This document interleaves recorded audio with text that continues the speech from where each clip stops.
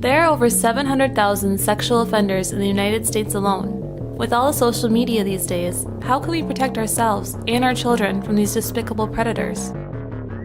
Welcome to the Voice of the Victim podcast, where we discuss criminal cases that involve some factor of abuse. Our goal is to spread awareness of abuse that could be taking place around any of us and encourage everyone to take responsibility and report if they see a child or an adult being abused. It was August 10th, 1984. The Stan family had been out of touch with their daughter Colleen for 7 years, except for one time in 1981, where Colleen came to visit with her boyfriend Mike. The two seemed very happy, but Colleen didn't say anything about why she hadn't talked to her family in so long. They decided not to pressure her to talk out of fear they might lose her again. Despite these fears, she left and disappeared for another 3 years. But this day in August of 1984, they received a phone call they had been waiting for ever since. Colleen was on the other line, asking them to wire her money for a bus ticket. She was finally coming home from the cult they figured she had been in for the past 7 years, but what they would later find out would shock and horrify them. So welcome to the Voice of the Victim podcast. I'm Ryan. And I'm Rosie, and today we'll be sharing the story of Colleen Stan. Well, today's story is a non-fiction cautionary tale about hitchhiking, so strap in for a wild ride if you haven't heard this story before. The story begins on 1977, on May 19th. Colleen Stan was a 20-year-old woman. She was making a trip from her home in Eugene, Oregon, to a friend's home in Northern California to surprise her friend at her birthday party. Colleen was a self-proclaimed experienced hitchhiker. So when a car pulled up and she looked inside and saw 5 guys, she would politely decline and wait for another ride. She was relieved when another car pulled up with a young family. It was a couple and they had a brand new baby, Cameron and Janice Hooker. Disarmed, Colleen got in with them. The couple was kind of geeky looking and plain, according to Colleen. So they began driving, and as they went on, Colleen noticed the guy driving was staring at her and kind of checking her out nonstop, and she started to feel uncomfortable. And then they pulled off to a gas station, and Colleen went in to use the restroom, and while she was in there, she said, "A voice told me to run and jump out a window and never look back." But after realizing how silly that was, she calmed her fears and went back to the car.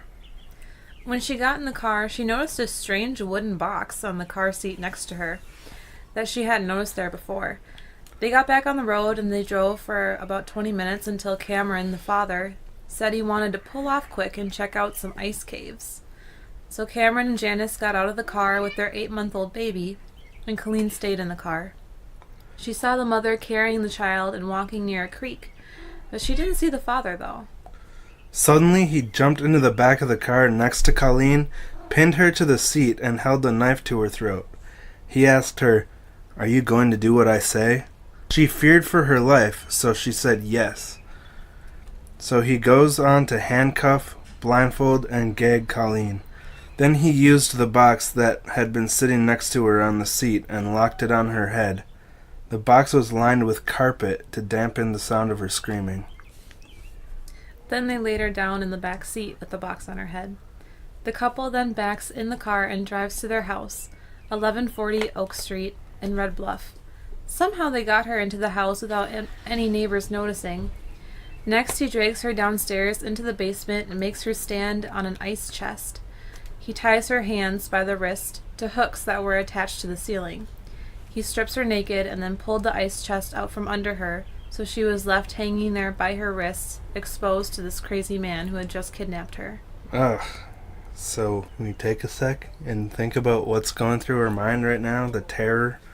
Like, how did I end up in this situation all of a sudden when I was trying to get to my friend's birthday party?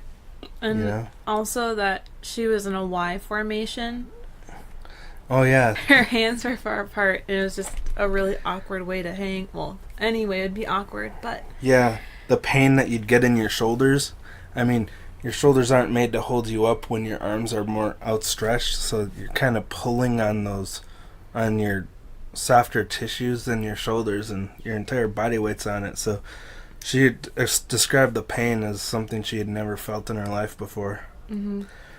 She started to cry out and try to find something to rest her feet on, and in response to her struggling, he started to whip her. She was able to see a bit through her blindfold and noticed that he had a magazine next to him, open to a page with a picture of a woman strung up just like she was. And she hung for about 15 minutes, and then he finally moved the ice chest back so she could rest on it for a bit. Then she saw through her blindfold that the hooker couple, Janice and Cameron, started to have sex right underneath her. Again, Cameron removed the chest from underneath her feet, and she hung again, and at this point, she's in so much pain and trauma that she blacks out. Next thing that she knows, they're letting her down from the hooks. Then Cameron walks Colleen to another part of the basement and puts that box back onto her head. He makes her get into another box that kind of looks like a homemade coffin. He chains her hands to the sides of the box, and there she remains naked. Then he leaves the room, goes upstairs, and turns the lights off. So she's sitting there blindfolded, chained, and naked in a dark box, not knowing when or if she'll ever see the light of day again, or even where she is. And then the next morning, he took her out and put her on his homemade torture rack. Yeah, this is creepy. He ties her wrists and ankles to each of the four corners of the table. Her family begins to realize that something's wrong because she's usually really good about keeping contact with her friends and family. Hooker left Colleen alone in isolation for several days, naked, bound, blindfolded, and gagged, and for many hours just laying out on that torture rack. Cameron, he brought down a meal for Colleen to eat during one of the first couple of days, but she wasn't able to finish it, and he got so upset about this that she was turning down his hospitality, I guess you would see it as, and he began to whip her and torture her until she finished the meal. So he's starting to take it personally if she goes against him. He repeatedly hung her from the ceiling to whip her. In the coffin box, he actually used an old hairdryer with the heating element removed to suck air into the box so she wouldn't be suffocated. And she was only let out of it to eat, drink, pee, and defecate. And Cameron would stand over her and watch every time she was doing those things. It's a real invasion of privacy. Mm-hmm. So Cameron would regularly practice bondage on Colleen, suspending her from the rafters, constricting her breathing, whipping her, encasing her head in the box, tying her to the rack, and even shocking her with electric cords, burning her pubic area with a heat lamp, and holding her underwater in a bathtub so she couldn't breathe. He actually built a triangular box to keep under the stairs for Colleen to live in, and she spent her days chained inside this box and her nights doing work around the house or being used for Hooker's bondage practices. And to the outside world, Cameron Hooker was actually just a normal guy with no record, known as a hard worker and kind of shy.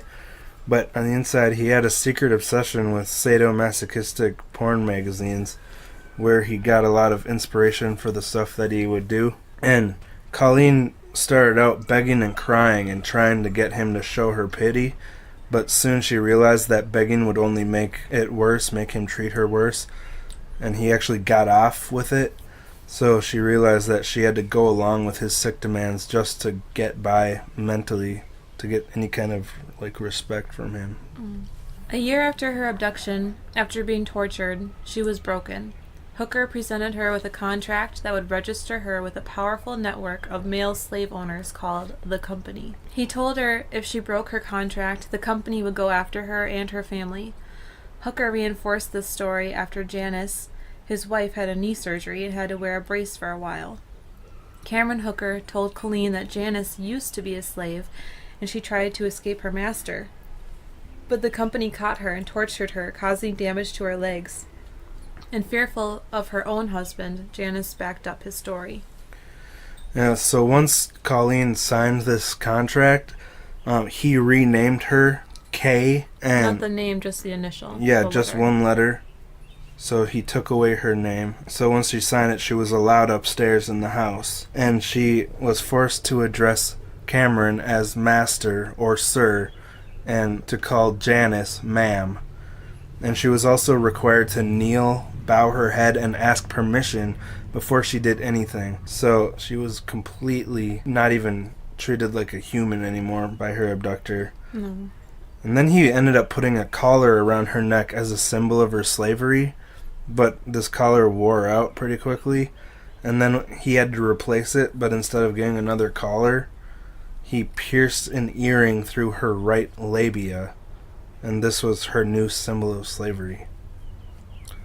Really? Do you think that would hurt? Yeah, I think that would hurt a lot. Ugh. Wow. The Hooker family moved into a trailer in the outskirts of town. He built a large pedestal for his waterbed and built a box into it for Colleen to lay in. Yeah, I guess it was under the bed. Mm-hmm. She would have to get down on the floor and onto her belly and wiggle her way in.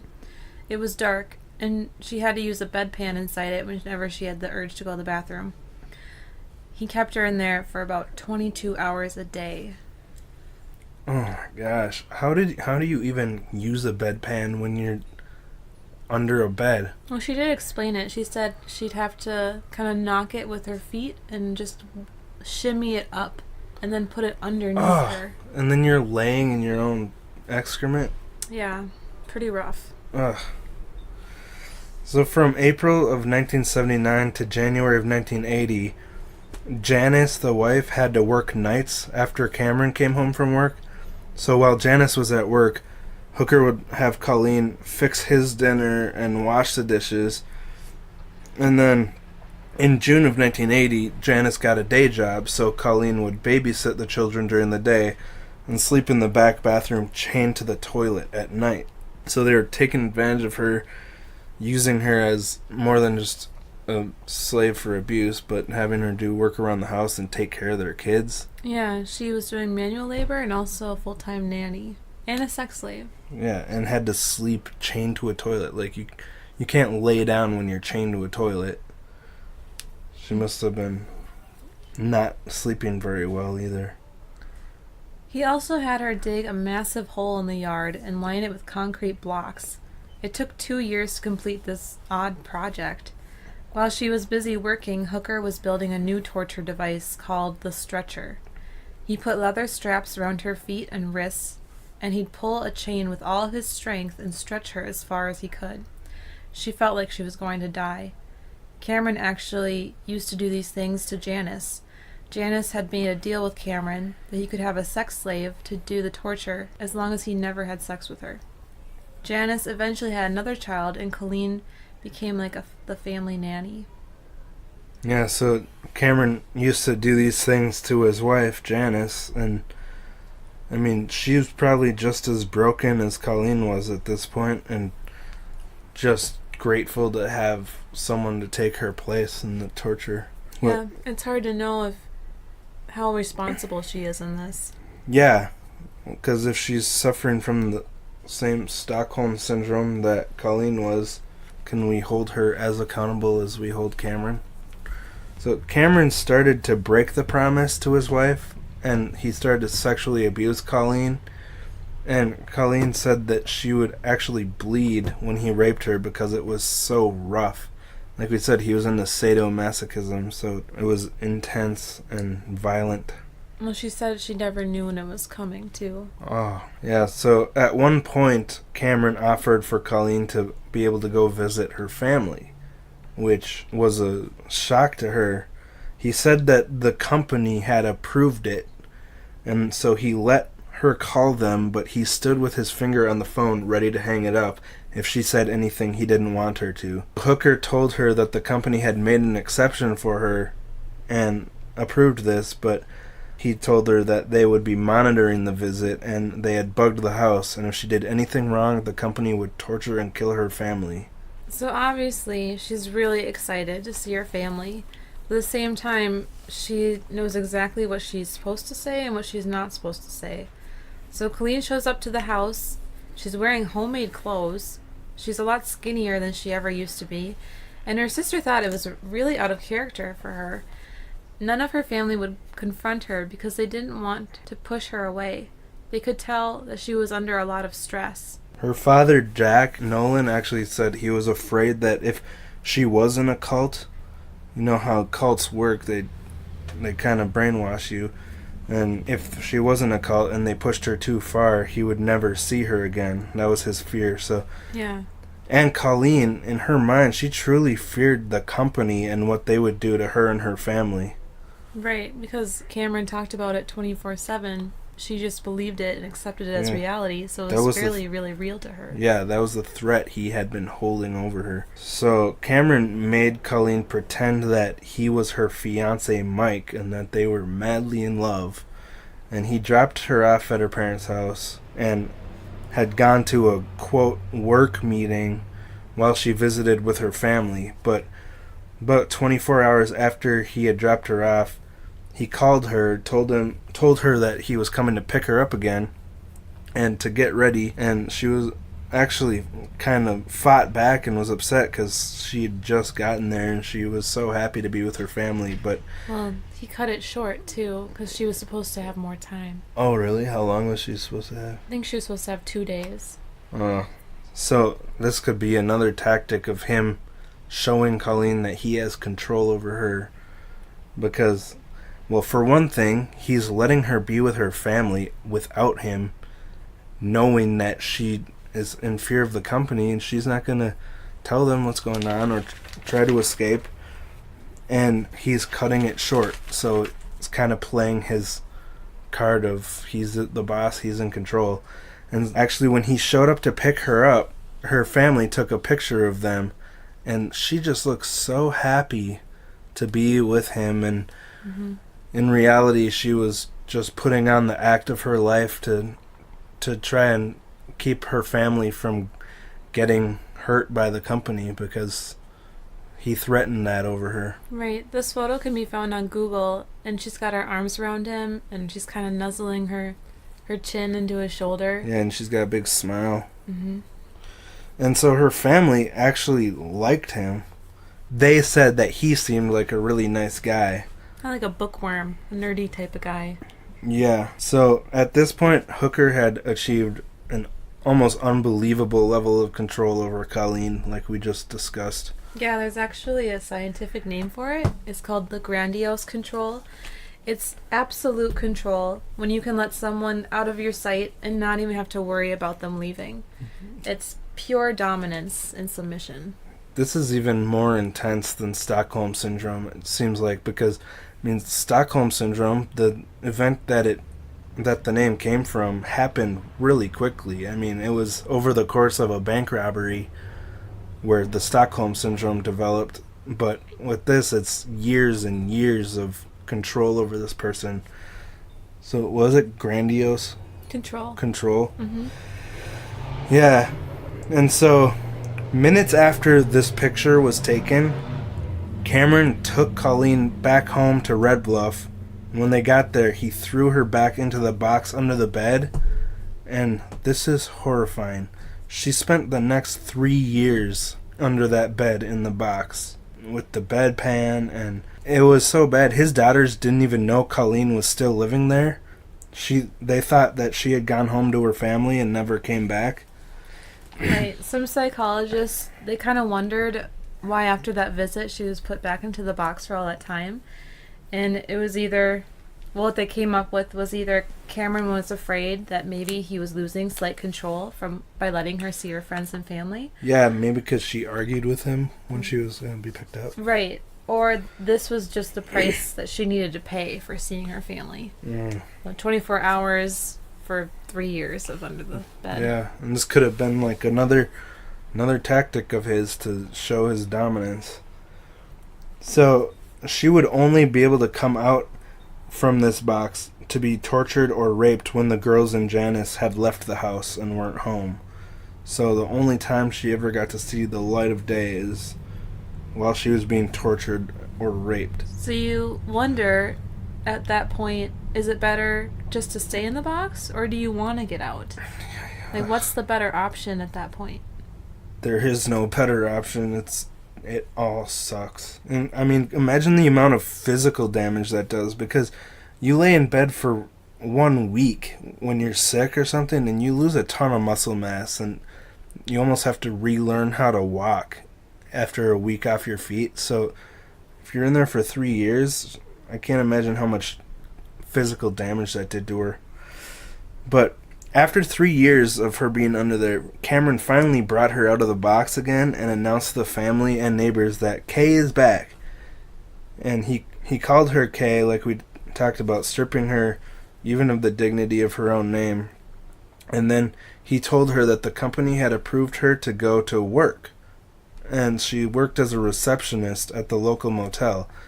Now, this actually was kind of liberating for her, even though the real reason that he let her do this is because they needed the extra money, and her paychecks were directly signed over to the hooker, to Cameron. And thankfully around this time, Cameron scaled back on his abuse of Colleen, but he actually started abusing his wife Janice more again. Colleen was told to keep the kids away while Cameron whipped and raped Janice. The kids could even hear Janice crying, and they would ask Colleen what was wrong with their mommy. And I thought it was interesting that Colleen, actually, she felt really bad for the girls, and like, how could he do this to them? She almost felt more pity for the girls than she felt for herself. Janice and Colleen had both been reading the Bible a lot at this time, and they started bonding over it, kind of creating like a spiritual bond. Around this time, Cameron also announced that he was planning on kidnapping 4 more slaves, and that Colleen had been such a good slave that she would be helping to train them. Cameron also announced that he wanted Colleen to become his second wife. This was the final straw for Janice. And Janice got so fed up with her home life that she visited her pastor on August 9th of 1984 and talked to him about how much she was struggling with Cameron and their marriage. He told her that she was living in sin and had to get away from Cameron. And she hadn't even told him all the details yet about what was going on, just that their marriage was struggling. And it was just after this that Janice told Colleen that the company was made up. I did a little research about that, and apparently she just told her that Cameron wasn't in the company, but she didn't say it was made up. That's why it took so long for the police to get involved. Oh, okay. So, interesting. So she told him that the company still existed, but that Cameron wasn't part of it. Because he had actually gotten the contract out of one of those sadomasochistic magazines. I mean, we know that this thing is real with what we talked about a couple of weeks ago with sex trafficking. People do actually get stolen and forced into slavery. Right. So the company is basically like the sex trafficking trade, what it actually is. So, but this company was the one detail that had kept Colleen living in fear for 7 years and not trying to escape. So she decided she wanted to leave. And Colleen and Janice actually both decided together they needed to get away from Cameron. So they made a plan together to wait until the next morning when he left for work so they'd have as much time as possible. And then they would flee. So the next morning, on August 10th, they packed as much as they could carry, and they took the children with them and went to Janice's parents' home. And this takes us to the story that we said in the intro, where Colleen called her family for a bus ticket. Then, just before she left, she called Cameron Hooker and told him that she knew he wasn't part of the company, and that she was leaving and there was nothing he could do to stop her. So suddenly, Cameron Hooker's world had come crashing down on him, and he actually began to cry like a baby on the phone with Colleen. It seems strange that a sexual sadist would cry like this instead of trying to convince her that he was with the company or try to threaten her again. But I could see how he would have just been so shocked and in his sudden loss of power that he'd become overcome with emotion and just takes over and just started sobbing, according to Colleen. So, or maybe he was sobbing because he knew he was screwed. well, yeah, exactly. His world was caving in on him all of a sudden, just after he thought he had all this control.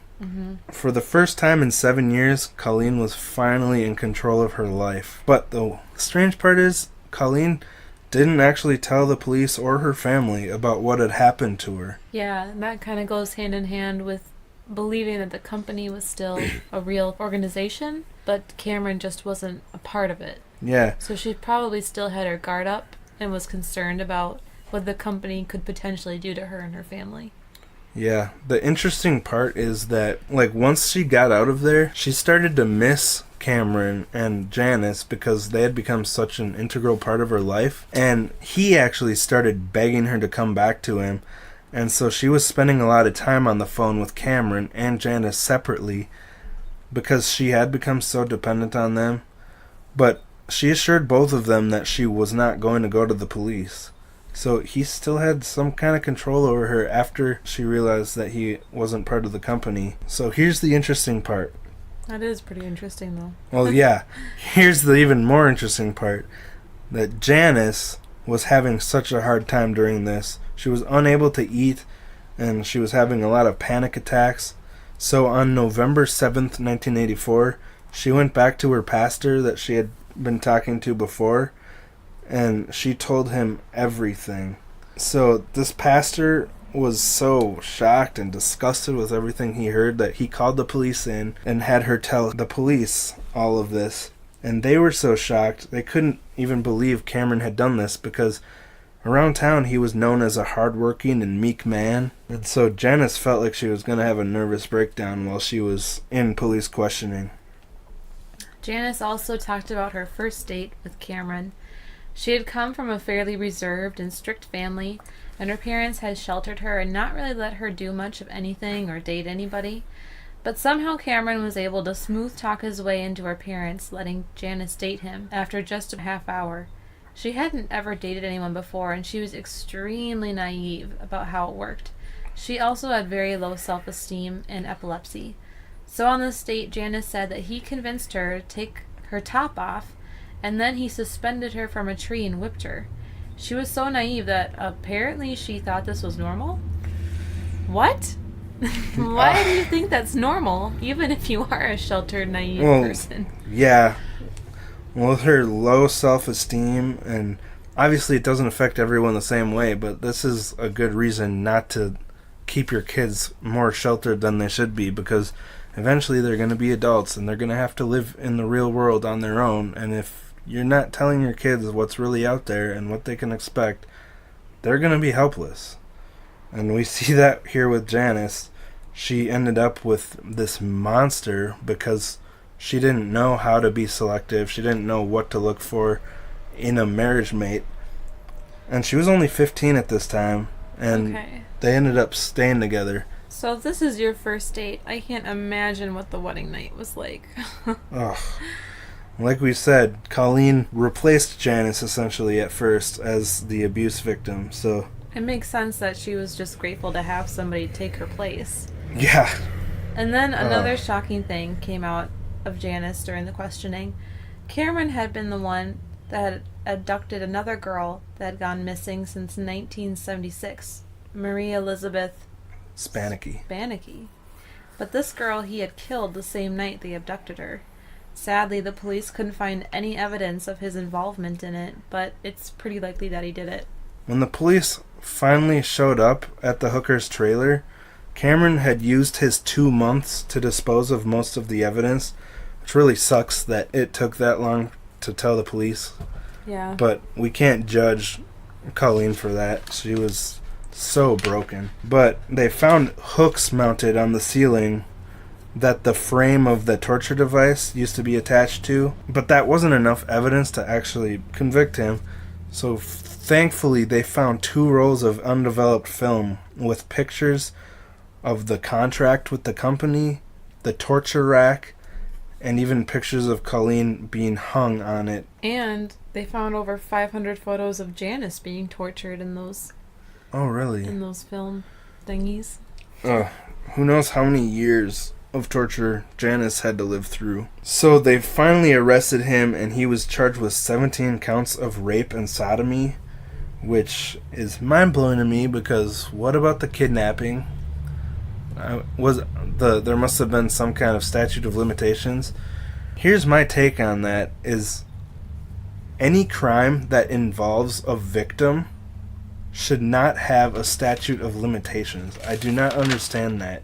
How you can victimize someone else, and if enough time passes, you can't be charged with it. I understand the statute of limitations for drug charges or for DUIs where no one got hurt, but for something where you tortured someone or abducted someone or stripped them of their rights, you should be able to be charged with that. I mean, look at the Golden State Killer, or the original Night Stalker. He can't be charged with any of those rapes that he committed, can he? Because there's like a 7-year statute of limitations. So anyway, I'll stop rambling. It's just something that drives me crazy. Well, in 17 counts for 7 years, it really doesn't add up. He should have gotten charged with probably close to 200, if not 300 counts of rape. Not to mention that he was most likely a murderer. Colleen stated that during the trial, he was staring at her with a smirk on his face, and the sense that she got from it was him saying, "I'm going to get out, and when I do, I'm coming to get you." And sadly, it looked like that for a while. All the jury members, they didn't think he was really a bad guy. Yeah. He presented himself to look just like an average Joe. He didn't look scary. He looked clean cut. One of his defense attorneys said that he didn't drink, he didn't smoke. Like, what could be better? He just liked bondage. His defense attorney's name, Roland Papendick. And yeah, like you said, he stated he actually liked Cameron Hooker because he didn't swear, he didn't drink, he didn't do drugs. He went to work every day, he raised a family, and he was obsessed with bondage. That's really the only negative thing you can say about this. But you can also that was his exact words about murderers, that they have a family, they have a job, but they just kill people. Yeah. That's the one thing. Look at the Golden State Killer again. He had a seemingly normal life. It's enraging to look at this guy, especially he's like, he didn't swear, he didn't drink, he didn't do drugs. Those are all victimless crimes. I mean, they're not even crimes, except drugs, depending on what you're doing. But it's amazing how some defense attorneys can get so engrossed into their role as defending these monsters that they can rationalize their behaviors in this way. Or maybe it was just an act to make other people like him. I don't know. It's true. For some reason, crazy monsters like this always have some kind of supporters. So, in the trial, Hooker admitted that he kidnapped her, but that all the sex was consensual. But here's the thing, you can't have consensual sex with a slave. The whole time that they're in the home, they're against their will, not to mention having sex with them against their will. Mm-hmm. Cameron and Papendick said that she was there on her own free will because she had the freedom to run away at any time. The defense also said that Colleen was a consenting adult who had the ability to decide things for herself. She had the capacity for consent. They argued that she had many chances to leave. But we need to remember that Cameron had forced her into a contract with, quote-unquote, the company, and that he convinced her that if she ran, her family would be tortured and killed along with her. So in Colleen's mind, she was a prisoner, even if she could physically escape. Right. So here was the kicker in the trial. Papendick presented a series of letters that Colleen had handwritten declaring her undying love for Hooker. In the courtroom, they were all in shock, including the prosecution, Colleen's lawyers, because they didn't know about these letters, so it kind of blindsided them, and it turned the case over on its head, because the jurors were kind of like, why would she write this? And then they combined that with the picture of that her family had taken of them looking so happy to be together. And one of the jurors, Debbie King, said she began to question Colleen's story. The letters said, "I love you more than words could ever say. You fill my life with love and happiness." But according to Colleen, Cameron had taken her into the back bathroom and chained her to the toilet, and then handed her a pen and a pad of paper and forced her to write a love letter. So it was in her own words, but she signed it K, her slave name, instead of her real name. Right. A psychologist said that that's one of the ways you can tell that this letter was not a heartfelt letter, because she was using her slave name instead of her true name. Yeah. So she was removing herself and using the character that Hooker had given her to play. Exactly. It was a letter from a slave to her master, basically. And Colleen admits she had feelings for Hooker, but we need to remember that he was 100% in control of her life. When she ate, when she could go to the bathroom, when she could see the light of day. I mean, every good thing in her life, good or bad, came from Cameron Hooker. So he was like her god in a sense, because that was her life. If I could talk about that for a second.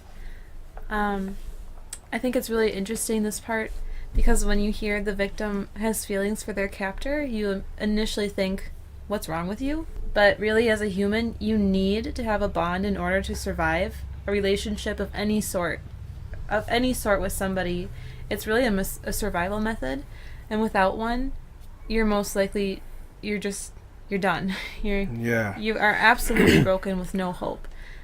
Even that, I don't know if it was an experiment or what, but when they compared the babies in the orphanages that didn't have any physical connections with anybody or intimacy compared to those that did, those babies died. Oh. You have to have an intimate or any kind of bond with somebody in order to survive. So really, this is just a method of survival that she needed. And you can't blame her for having this bond. Yeah. I mean, human connections are literally the fabric of life. Life would be completely pointless if we didn't have other people to bond with. And also, as the complete slave, that grandiose control that he had over her, she did try to please Cameron, because she learned over time that the more love that she was going to show to him, the better he was going to treat her. So really, it wasn't a true love, it was just a love for survival to get through. That's a good way to put it. Well, there was this doctor named Chris Hatcher who finally made sense of things during this trial for the court and explained that this abduction is actually a textbook classic case, because it starts with a sudden, unexpected abduction, and then you degrade and torture them and strip them of all their rights, remove them from society and any sense of time, day or night, weeks or years. He was her master, and she needed to please him in order to be treated okay, in order to survive, like you were just saying. And the harder she tried to please him, the better he treated her. So, yeah, basically like what you said, showing Hooker love was her way of surviving. At that point, she was just grateful to be alive. So, hopefully, eventually, the jury members did their research, but the interviews that we saw, a lot of the jury members were so upset about these love letters and about finding out that she had a bond with him, as if that was going to change their conclusion on the case. Yeah. It enrages me how people are grilling Colleen, even interviews. Yeah, any time that she as the victim showed a little bit of emotion or she made like these letters were looked at her mistake, right, almost as if she was asking for it. Yeah. It's crazy. It is. What were you gonna say? No, it was pretty much the same. The jury says that a lot of the jury said that they figured he was guilty, but they spent time while they were deliberating trying to determine if she was actually in love with him at any point. But that doesn't matter. Exactly. Who the heck cares? He still abducted, tortured, and raped her. He victimized her. He stole 7 years. The best 7 years of your life are from age 20 to 27, That's when you're becoming yourself. That's when you have fun. And he probably ruined her body physically, too, having her trapped in boxes. The jury was also able to see the evidence in reconstructions of the box that she was kept in. So they had a lot of physical things to look at. Yeah. So it's strange to me how they were so hung up on the love thing. But anyways, finally, he was found guilty for 104 years in prison. And when he was sentenced and taken out, he yelled to the court, "I should have killed her." Because dead people don't talk. So when you hear 104 years, you're like, oh, he's in there for life. But apparently it wasn't with no chance of parole, because in 2015 he was eligible for parole, and this terrified Colleen. Thankfully, the judge denied parole to him, and he will be rotting in prison. Well, he does have another parole date. It's in 2022. Oh my gosh. So, do you have any final thoughts on this case? It's just interesting. Colleen says that this was the first case of its kind, and so a lot of things were not done the way they should be done during that time in the 70s and the 80s. So it makes me really sad that she didn't get all the confirmation and the support she needed. Instead, she was scrutinized and suspiciously looked at this whole time. But now she lives in Northern California. She has a 20-year-old daughter. She works as an advocate for women who have gone through sexual abuse. She's been married for 4 times, so you can kind of tell there that she's struggling with relationships. I'm actually surprised she got married at all. One of the last things the judge said about Cameron was that he was the most dangerous psychopath ever to be encountered. That's all I got. Definitely let us know what you think about this case. If we made any mistakes in it, sorry. You can let us know what they are. We actually this week got a little hate mail. So once you get haters, you know that you've made it. But anyway, it was entertaining.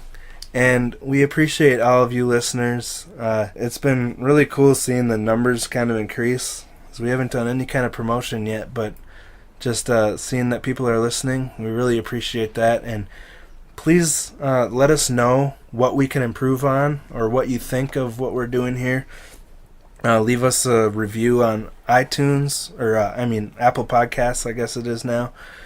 Yeah, hopefully a 5-star review so we can start charting. If you're really interested in this case, then you should watch the Lifetime movie, Girl in the Box. It's not super duper accurate, but it's based on the story. Yeah, and it really gives you a sense for what she had to live with, so you can kind of visualize it. And yeah, I mean, they censored it a lot compared to all the stuff she really went through, but it gives you a pretty good picture. Yeah, and there's a lot, like with every case, there's a lot of details we just didn't have time to cover because it's so complicated, and we want to trying really hard to keep the podcast captivating, because I want to apologize right now for last week.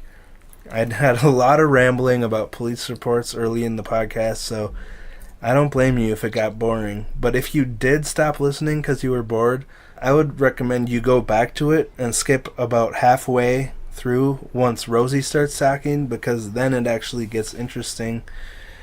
If not, every week we try to improve our quality, so subscribe and hang around. Come on this journey with us. If you'd like to email us, it's vovpodcast@gmail.com. And if you are able to support us, we have a Patreon page at patreon.com/vovpodcast. That's V like Victor and O like otter, octopus, and then V like victim. I just think voice of victim. So anyway, I'll stop rambling now. Yeah, Rosie, you have anything to say? Enjoy the journey with us. Why'd you say that? It was so dumb. It's a pretty normal thing to say when you're creative.